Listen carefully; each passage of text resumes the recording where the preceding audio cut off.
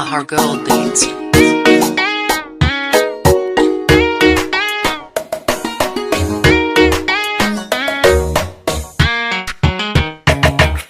حتى leedahay xabiibi indhaha kaliga ku egta iftiinka leh uma baxayo ilays baanahay u daran hadda leedahay xabiibi indhaha kaliga ku egta iftiinka leh uma baxayo ilays baanahay u daran intaad leedahay xabiibi ana duni ku jeclaaday waxaa tahay aayahayga qof baanahay aad u fiican